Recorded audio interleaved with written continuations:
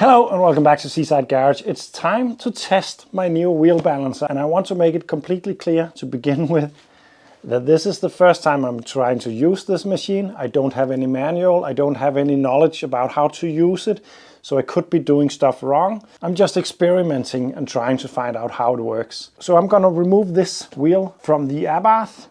I know that this is balanced a while ago though, so it's probably not perfect, but it should be within somewhat perfect.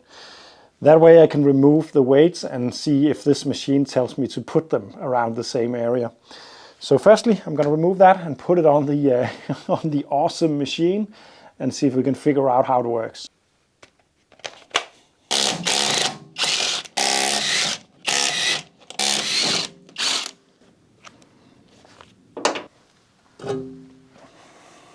And then I'm going to try to fit the tire onto this. I think this machine is best used for skinny tires because of the vintage of this machine. I don't really have much that are very skinny, so I'm just going to try with this.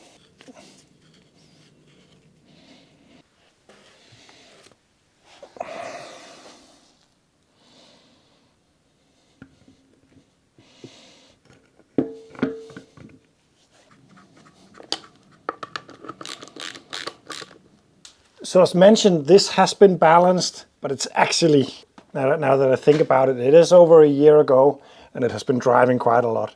So possibly even 2 years. So it's not necessarily correct, and I do have some vibrations in the air bath that could be many things. I'm not going to act like this is perfect. I should do a perfect balanced wheel from a professional shop. I just need to make sure that they do the job proper to really do this test. But let's see what this machine says. If you haven't seen the previous video on this machine, I would highly suggest you to do that, because I just got this machine, everything was seized, and I fixed it up so that it actually is movable again. So yeah, but what I'm going to do now is to activate the handle to put it into static, which is right there. I'm gonna move this up. When I do that, the entire wheel will go up a little bit, as you can see, and now it's free to wobble around.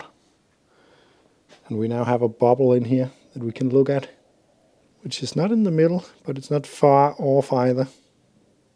But there's nothing weird about the fact that the bubble is not in the middle right now, because this wheel is balanced.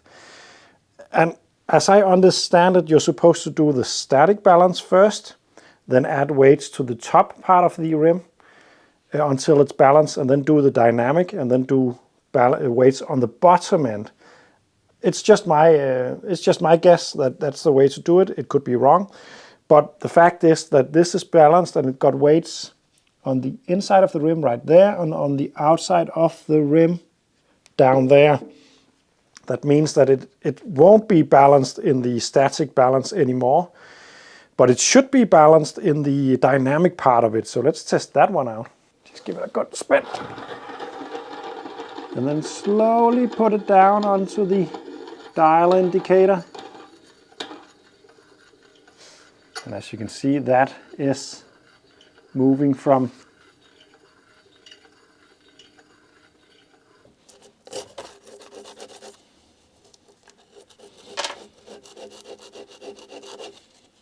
there we go.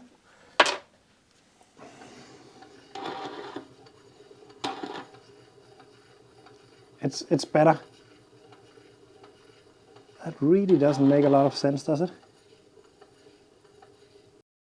So this is actually a couple of days later. I think I have figured this machine out. I have been just trying away different kinds of things and trying to find manuals online and stuff like that. No luck. But I think I know how it might work. I still don't know how to interpret the stuff, but I think I got it to do something at least. I'm going to try to show you that. So it is a couple of days later, and that is the reason why there is suddenly a Peugeot 106 Rally on the lift and a very green East Block moped in the corner. It's just the way it is. But let me show you. The tire that is now on this is the winter tire of my Volvo 440. The tire itself seems rather new. And because the Volvo is so well serviced, I presume this tire is pretty well balanced, but I can't be sure. But let me show you what I found out. Very green moped, very black, Peugeot 106 Rally, Volvo tire. Well, this is now on it. You will also notice some blocks of wood because I have taken care to try to make the machine a little more level. I'm still not sure that it really matters that much, but I think it does. I'm just going to move this to static just to begin with. This tire is balanced, at least it got weights on, so someone attempted at one point.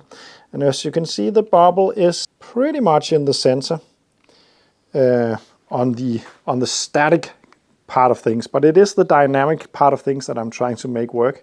So let's put it down into that. And when I tried to use this machine before with the Abarth tire, I need some lights for you to be able to see this. Just a second. Scale to the rescue as always. It is such a versatile lamp, this. What I was doing before was I was spinning the tire, trying to stabilize that disc thingy with this one, then letting it go. And then you can see I get a result, but if I do it again, I will probably get another result. And I was struggling to try to figure out how this was supposed to work, because this disc up here is loose. This will stabilize it somewhat. But I couldn't really figure out how the tire would be wobbling about, because the spinny bit is going into that bearing and it is rather stable there. So a revelation came at nighttime. It always does for me. I suddenly wake up and think, but what I think is the right way to do is this, having it down like that, spin the tire. Now you can see it's very wobbly. It will be able to wobble around, and then use this to stabilize the disc. And then just let it spin until it stops. I think you get the point. And when it stops, then I can move this part up again and into that. That's not a one-handed job, just a second. Like that. And then I can move it. And then it shows something. But now let's try to test if this is the correct way to use it. Because if this is right, then I presume the result would be pretty much the same every time, and I also expect the result to change if I add or subtract some weights. So that is what I'm gonna try now. So the very first attempt will just be the tire as it is. I presume it is balanced already, or at least somewhat balanced.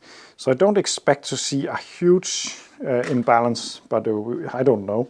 So what I want to try now is to move this down and then give the tire a good spin, and then use this to stabilize it until it stops.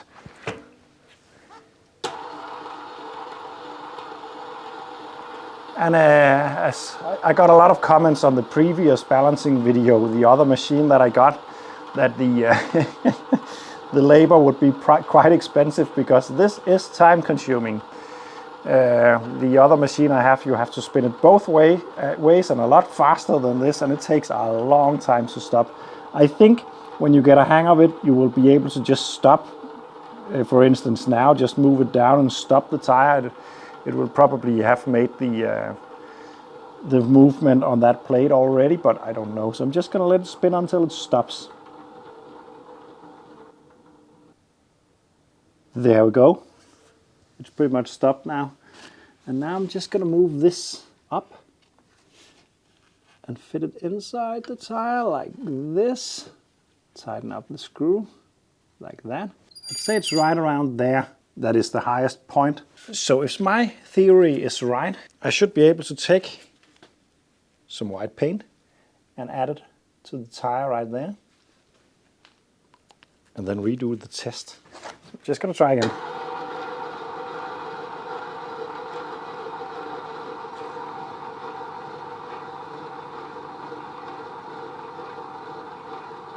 I think I can just stop it right now. Let's try that. Take it down and then stop the tire. And then move this one up. And I'm just going to look at the dial indicator now and spin the tire until I find the highest point.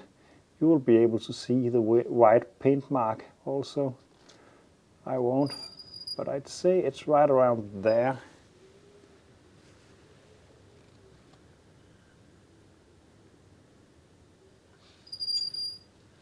Did I put the paint mark at the lowest point? Because this is the lowest point. Highest point, lowest point.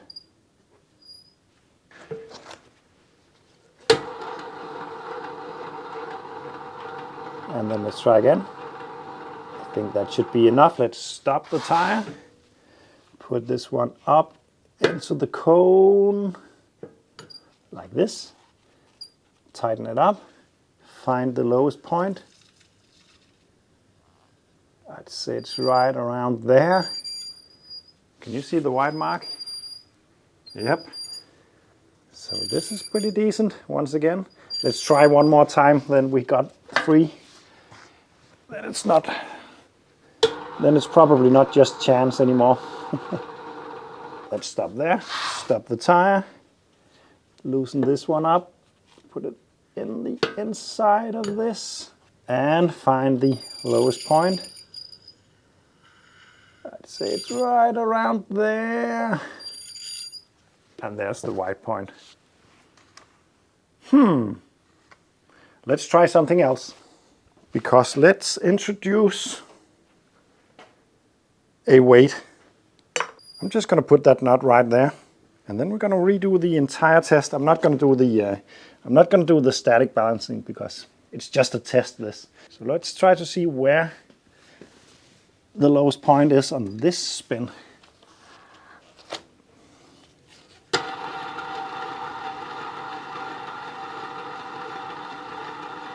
There we go. I'm going to stop and stop the tire. Move this one up into the cone like that. Find the lowest point.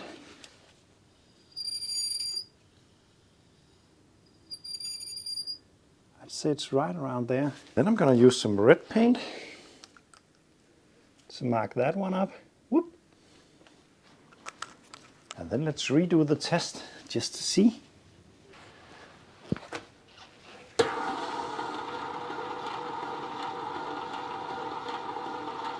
I think that should be enough. Stop the tire, move the gauge into the cone like that, and find the lowest point. It's right, oh, it's bang on the painted mark. Whoop, and there. Wow, this is working. Okay, just to verify one more time, let's remove the nut. And then I'm going to put the camera right here. I'm not sure it's exactly in the same position, but I expect the white mark to be around this area at least. So let's try that.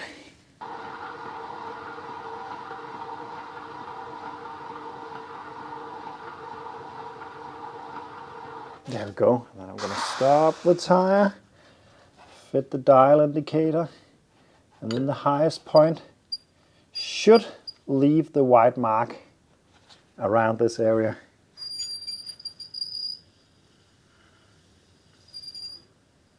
I'd say it's right there. The machine is working. It's amazing.